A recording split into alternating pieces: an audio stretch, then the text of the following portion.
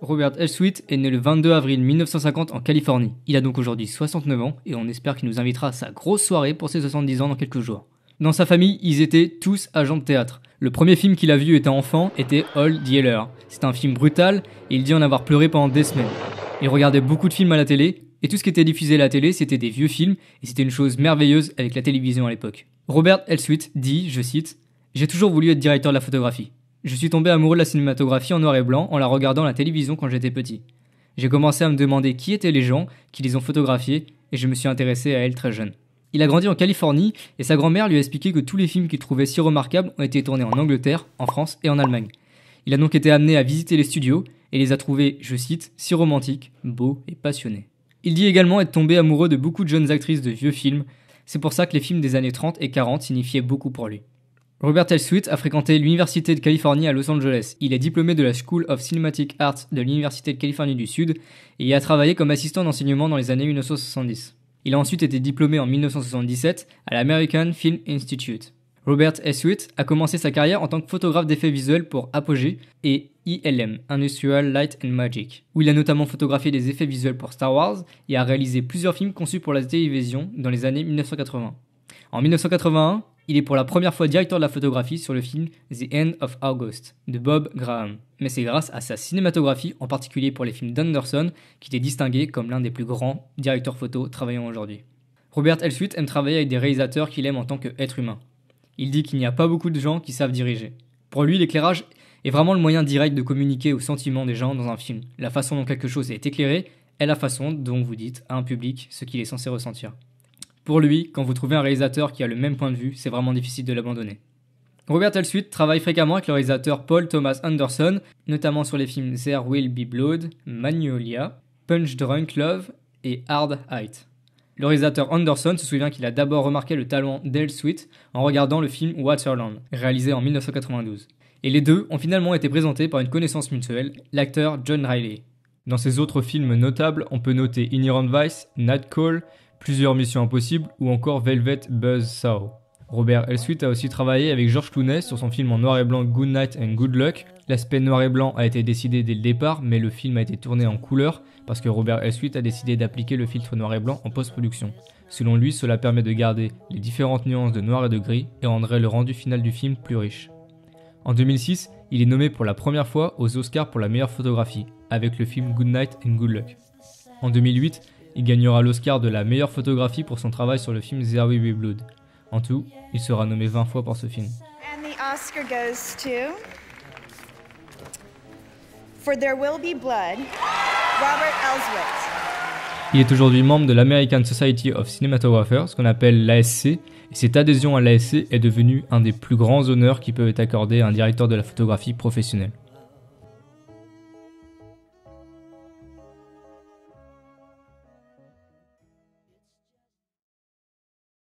Du point de vue de l'éclairage et du design, le film qu'il a le plus regardé était Faces du cinéaste John Cassavetes, notamment pour la façon dont il utilise les corps et les formes des visages des gens.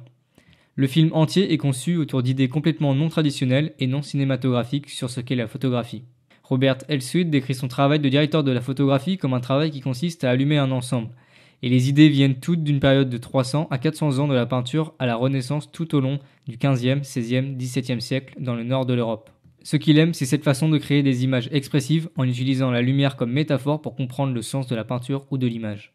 La plus grande influence sur lui était donc la peinture à cause de son fond dans le théâtre et dans l'éclairage d'une scène ou d'un décor. Robert Elswit affirme avoir un pouvoir secret, celui de pouvoir changer la nature d'un film par la façon dont il l'éclaire. Elswit utilise 3 méthodes d'éclairage récurrentes. Tout d'abord, un style d'éclairage à 3/4 avec une lumière supérieure pour les cheveux de l'autre côté. Il utilise également ce qu'on appelle la lumière hollywoodienne depuis le devant de l'acteur. C'est un style d'éclairage notamment utilisé pour les films noirs et qui a pour caractéristique des noirs profonds et des blancs brillants. Troisième méthode, il utilise ce qu'on appelle le light sandwich, consistant à positionner un acteur entre 2 lumières, créant une ombre souvent au milieu de l'acteur. Robert Elswit a déclaré dans une interview que pour lui l'éclairage est la seule métaphore qui fonctionne dans le cinéma. Concernant les caméras, il défend l'utilisation de la caméra argentique, car il considère que la caméra numérique ne possède ni texture ni grain. Il utilise la caméra numérique qu'en dernier recours, et l'utilisa pour la première fois avec le film Night Call pour filmer les scènes de nuit. La particularité de Robert Elswit est d'utiliser des prises de vue longues, une caméra en mouvement et des objectifs anamorphiques. Et c'est cela qui lui donne un style unique.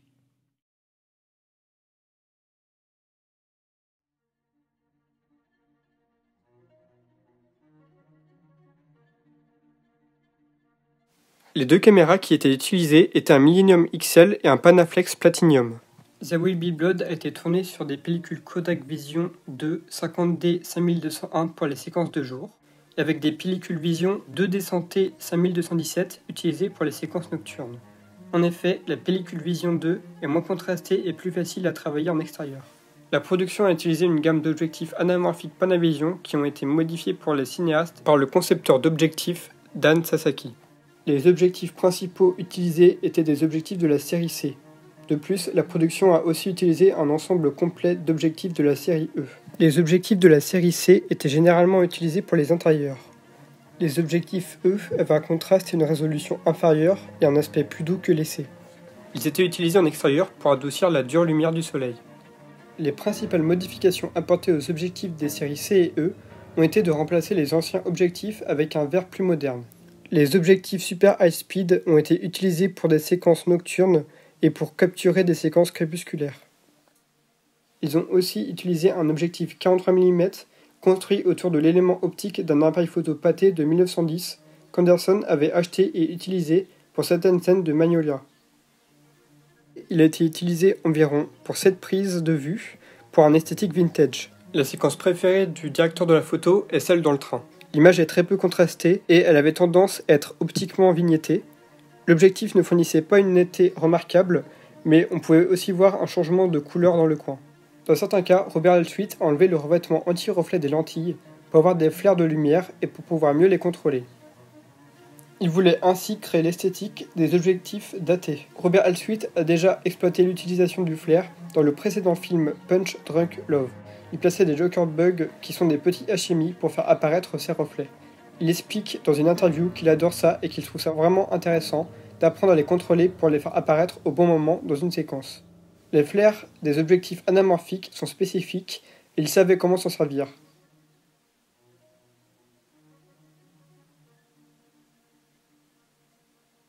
Les séquences du puits ont deux installations lumière. Certaines prises ont été prises par Robert Elswit qui se balançait au-dessus du puits avec un harnais. Pour l'éclairage dans le puits, une plateforme a été construite au-dessus pour supporter un projecteur HMI par IMAX 18K. Pour une autre séquence de la mine de nuit, une autre configuration a été utilisée. Donc cette séquence a été tournée en plusieurs fois car l'extérieur du puits avait été tourné sur le tournage au Texas, tandis que l'intérieur était alors une reconstitution. Le puits était plus grand, ce qui a laissé plus de liberté pour l'éclairage. Et cette séquence a été tournée avec des projecteurs tungstène. La séquence du derrick pétrolier qui prend feu illustre le danger du forage, car c'est une lueur impressionnante et malveillante créée par le geyser en feu. Cette séquence a été compliquée à tourner, donc de nombreuses caméras étaient déployées. Il y en a une qui était placée dans une chambre à combustion pour résister au changement de température. Une autre était placée dans une boîte à crash au pied du derrick pour filmer son effondrement. Et il y avait des opérateurs qui avaient extrêmement chaud puisqu'ils étaient placés tout près du feu. Cette séquence devait être tournée sur 2 jours de tournage en contrôlant le feu puisqu'ils souhaitaient l'éteindre et le rallumer sur le 2e jour de tournage. Mais une fois le feu allumé, l'équipe n'a pas réussi à l'éteindre.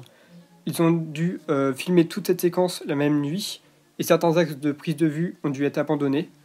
Du coup, il y a des fautes de raccord au niveau du ciel qui passent de une golden hour à un ciel bleu puis un ciel noir. La nuit suivante, les plans filmés ont été des reaction shots des acteurs face au feu. Et la lumière que l'on peut voir sur les visages des acteurs n'est pas artificielle à la demande du réalisateur. Du coup, elle est générée par des lance-flammes. Et les opérateurs de prise de vue étaient protégés par des combinaisons, mais les expressions du visage des acteurs sont bien réelles. Dans cette séquence, une aberration chromatique a été créée par l'objectif anamorphique, créant un vignettage rouge. Pour créer la lumière des séquences de feu de camp, Robert Elswit a demandé à son chef électro Robbie Bogmaster de construire 2 unités de scintillement spéciales. Elles fonctionnaient sur 6 circuits pour créer un scintillement organique varié. Cela a permis de créer la dureté de la lumière d'un vrai feu de camp, et pour obtenir la bonne température de couleur, des gélatines rouges, ambre et jaune ont été mixtées avec une touche de gélatine vert et bleu, coupées en différentes formes pour que la lumière ne ressorte pas unie. Pour certaines séquences en intérieur, l'utilisation de bougies et lampes à huile était utilisée pour correspondre à la diégèse du film qui se passe à la fin du 19e siècle. La température de couleur de 1800 Kelvin qui correspond à celle d'une bougie ne lui correspondait pas, car la lumière ressentait trop chaude. Il a ainsi fait en sorte de baisser la température de couleur à 2300 Kelvin. Pour d'autres séquences en intérieur, Robert Elwist a utilisé une combinaison de projecteurs Lowell-Rifalit et de boules chinoises utilisées avec 3 ampoules halogènes. Cela a permis de créer du coup une lumière douce avec un léger scintillement permettant d'imiter l'apparence d'une lumière d'une bougie. Les installations intérieures les plus intéressantes est celle qui se passe dans l'église. Donc différentes installations ont été réalisées, une avant et une après la rénovation de celle-ci. Dans la première scène, l'église est censée être une structure très rudimentaire, avec un mur entièrement construit en lattes de bois. On peut ainsi voir le ciel et le paysage entre les planches. Il n'était pas possible de contrôler la lumière qui passait par là, ce qui a obligé l'équipe à installer l'éclairage à l'intérieur. Elwist a décidé d'utiliser des Fresnel Arri 18K et des Pars Punchy Arri Max pour pousser la lumière à travers les fenêtres et faire rebondir la lumière à travers les lattes. La seconde séquence dans l'église se déroule dans une salle plus grande avec un plafond en mousseline. Le mur arrière en bois comporte une grande découpe d'une croix qui permet à la lumière du jour de traverser l'ouverture. Des Arri Max Pars ont été montés sur un pont élévateur à ciseaux qui ont pointé la lumière vers cette mousseline. C'est ce qui a créé la couleur de cet intérieur. L'impression que le vrai soleil frappe la mousseline a été gardée en maintenant une température de couleur de 5600 Kelvin malgré la mousseline qui a infecté la température de couleur de la lumière provenant des projecteurs. Le directeur de la photographie est satisfait du look de la dernière séquence du film, qui se passe dans le bowling du manoir du protagoniste. Pour faciliter le tournage, la production a rénové le véritable bowling. Le manoir utilisé pour le tournage était le siège de l'American Film Institute, où a étudié Robert Elwist. Et à l'époque, le bowling était une épave. Il l'avait alors utilisé comme lieu de tournage lorsqu'il était étudiant.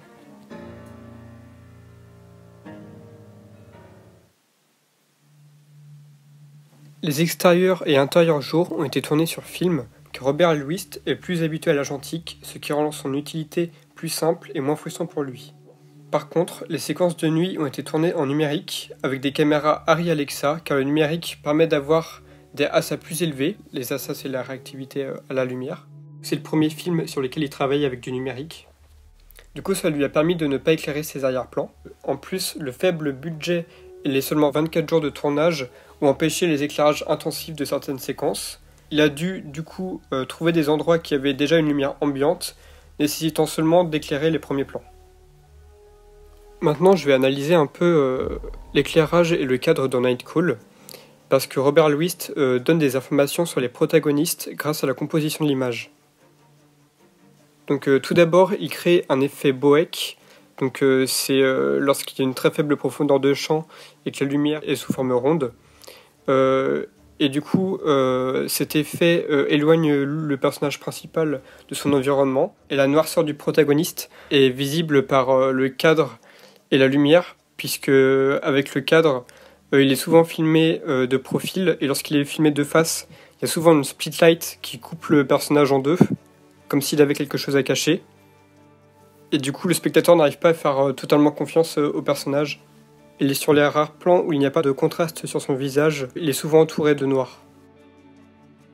À la fin du film, on voit qu'il a monté en renommée, mais malgré ça, il continue à travailler de manière immorale. Donc lorsqu'il sort du commissariat de police, et qu'il s'avance vers la lumière, il décide de mettre des lunettes de soleil et de s'avancer vers l'obscurité.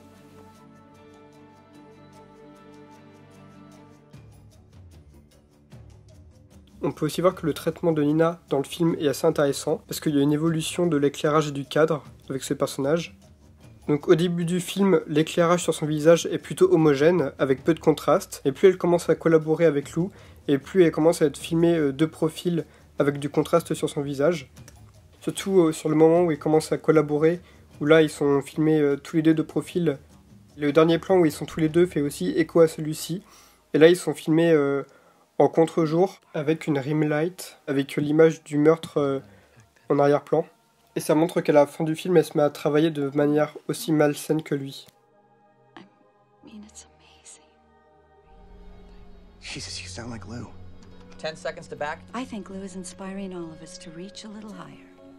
Can be as bad as one. En conclusion, Robert Elswit a su s'intéresser très tôt aux techniciens dont il aimait le travail et a su s'inspirer du travail des peintres d'il y a plusieurs siècles pour nourrir sa créativité et savoir exactement comment éclairer une scène en fonction de ce que le public doit ressentir. Mon travail de directeur de la photographie est d'éclairer la scène, ce qui revient vraiment à créer un lien direct avec les sentiments du public sur ce qu'il voit. Je trouve comment éclairer un film pour que ce qui est vu soit aussi ressenti.